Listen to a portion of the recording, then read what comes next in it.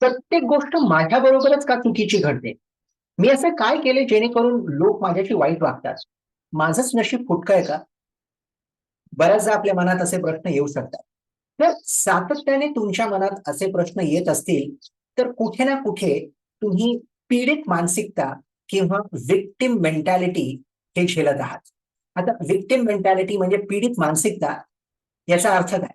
बऱ्याचदा आपल्याला असं वाटतं, की जे काही आपल्या आयुष्यात घडतंय, खरं तर याच्यावर माझं नियंत्रण नाहीच आहे आणि माझं नशीब फुटकं आहे किंवा मी काहीतरी वाईट केलंय त्याच्यामुळे माझ्याबरोबरही वाईट घडतंय.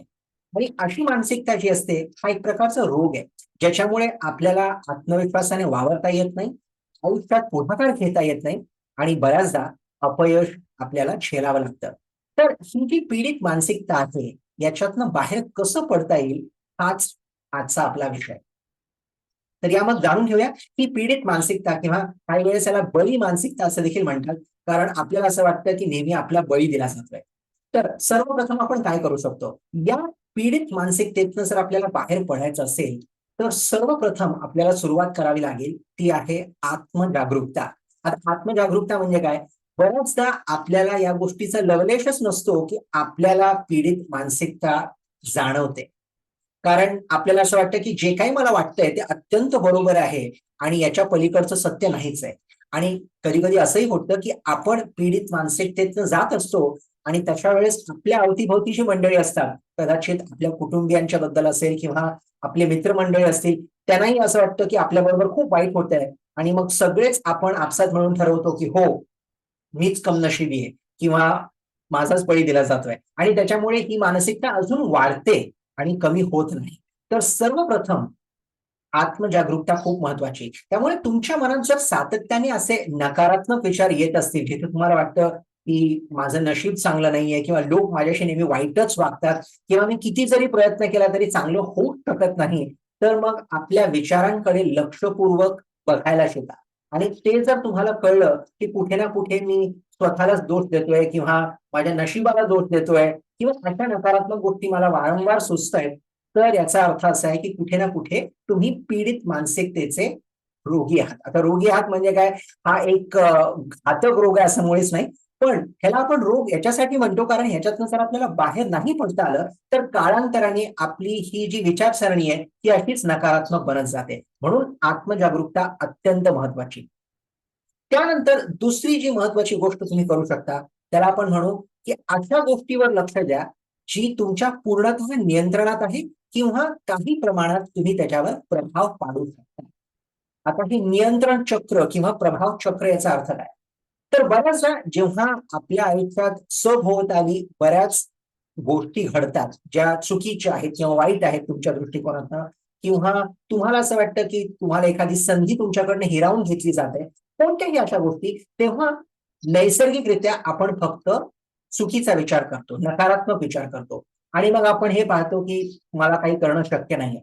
पण तसं न करता जर आपण विचार केला, की हे जे घडत आहे, हे कसं घडेल हे माझ्या नियंत्रणात आहे आणि असेल तर कितपत नियंत्रणात आहे. काही वेळेस 100% तुमच्या नियंत्रणात असेल, काही वेळेस थोड्याशा प्रमाणात तुमच्या नियंत्रणात असेल किंवा नियंत्रणात नसेल तर काही रीतीने मी त्याच्यावर प्रभाव मात्र पाडू शकतो. अशा काही गोष्टी असतील. त्यामुळे जर आपण हे पाहिलं, की माझ्या नियंत्रणात कितपत आहे आणि त्या गोष्टीने जर आपण विचार करून त्या प्रकारे आपली वाटचाल असेल, तर नक्कीच हळू का होईना आपण त्या समस्येतनं बाहेर पडू शकतो आणि याच्याने देखील आपण ही जी पीडित मानसिकता आहे, बळी मानसिकता आहे, याच्यावर मात करून त्यातनं बाहेर पडू शकतो.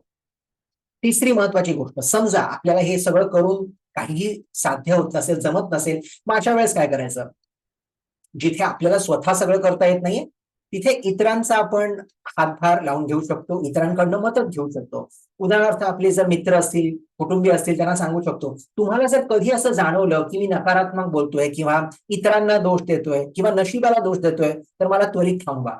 आणि त्याच्यामुळे होईल असं, की जेव्हा इतर लोक तुम्हाला जाणीव करून देतील, तुम्हाला तुमची चूक दाखवून देतील, की बघ तू आता जो विचार करतोयस तो नकारात्मक आहे. मग हळू तुम्हाला कळून येईल, की हो, हे विचार बदलणं अत्यंत महत्वाचं आहे. त्यामुळे प्रत्येक वेळेस जर तुम्हाला जाणीव होत नसेल, तर ही जाणीव इतरांकडनं करून घ्या. आणि त्यासाठी तुमच्या अवतीभोवती जी मंडळी आहेत, त्यांची भूमिका, त्यांचं योगदान ते देखील तितकंच जास्त महत्वाचं आहे, जितकी तुमची भूमिका आहे. त्यामुळे सगळं जर स्वतःला जमत नसेल, हरकत नाही, इतरांची मदत घ्या. चौथी महत्वाची गोष्ट, आपली जी ताकद आहे, त्याच्याकडे लक्ष केंद्रित करा. आता ताकद म्हणजे नक्की काय? प्रत्येक व्यक्तीकडे एक ताकद असते.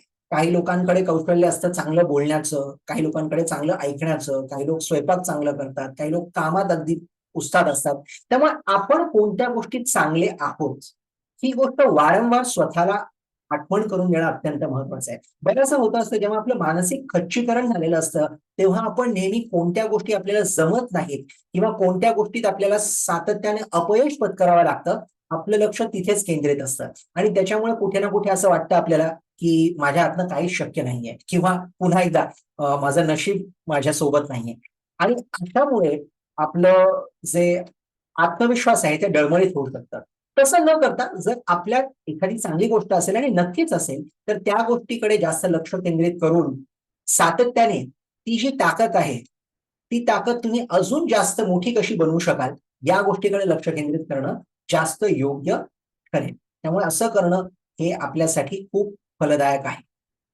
आणि 5वी आणि सर्वात मला वाटतं जास्त महत्त्वाची गोष्ट, याचा अर्थ जे काही आपल्या आयुष्यात चांगलं घडतंय त्याच्यासाठी धन्यवाद व्यक्त करणे. तर धन्यवाद व्यक्त करणे म्हणजे काय? अगदी आध्यात्मिकरित्या सांगणार नाही, पण बऱ्याचदा आपल्या आयुष्यात ज्या गोष्टी घडत आहेत, त्याच्यात काही प्रमाणात गोष्टी वाईट घडतात, पण बऱ्याच गोष्टी चांगल्याही होतात किंवा आपल्याकडे जे आहे त्याच्यात धन्यता मानून घेणं हे देखील तितकंच महत्वाचं. उदाहरणार्थ आपल्याकडे चांगले शरीर आहे, निरोगी शरीर आहे, आरोग्य आहे, आपल्या अवतीभोवती लोक आहेत, आपल्याला खायला जेवण मिळतंय 2 वेळचं. तर या सगळ्या गोष्टी चांगल्याच आहेत. त्यामुळे कधी जर तुम्ही या संभ्रमात पडला, तर एक कागद घ्या आणि पेनाने कागदाच्या एका बाजूला लिहा, कोणत्या गोष्टी माझ्याकडे आहेत आणि कोणत्या गोष्टी मला हव्या आहेत. आणि नक्कीच ज्या गोष्टी तुमच्याकडे सध्या आहेत, ती यादी नक्कीच जास्त मोठी असेल. आणि वारंवार स्वतःला ही आठवण करून देणं, ही जाणीव करून देणं, की जे माझ्याकडे सध्या आहे, ते भरपूर आहे. याचा अर्थ मी पूर्णतः तृप्त आहे असं नाही. पण जे माझ्याकडे आहे, त्याच्यासाठी मला खरंच कुठे ना कुठे असं वाटतं, की मी हात जोडून धन्यवाद मानायला हवेत. कारण बऱ्याच लोकांना कदाचित ह्याही गोष्टी मिळत नाहीत. तर या गोष्टींचा जर आपण वापर केलात, तर नक्कीच ही जी पीडित मानसिकता आहे, याला तुम्ही बुरासकट काढून फेकू शकता आणि स्वतःचा आत्मविश्वास डळमळीत होऊ नये आणि तुम्हाला कधीही चुकीच्या विचारांमुळे अपयश पत्करावं लागू नये, हे तुम्ही नक्कीच साध्य करू शकता. तर कोणत्या गोष्टी आहेत ज्या तुम्ही करायला हव्यात? सर्वप्रथम आत्मजागरूकता लक्षात ठेवा. जर तुम्हाला माहितीच नसेल, तर तुम्ही त्या मानसिकतेतनं बाहेर पडू शकत नाही. दुसरी महत्वाची गोष्ट, की कोणत्या गोष्टी आपल्या पूर्णतः नियंत्रणात आहेत किंवा कोणत्या गोष्टीवर आपला हलकासा प्रभाव आहे आणि त्या गोष्टीपासून सुरुवात करणं अत्यंत महत्वाचं. तिसरी गोष्ट, ज्या गोष्टी स्वतःला जमत नाहीत, उमजत नाहीत, तिथे इतरांची मदत घ्या.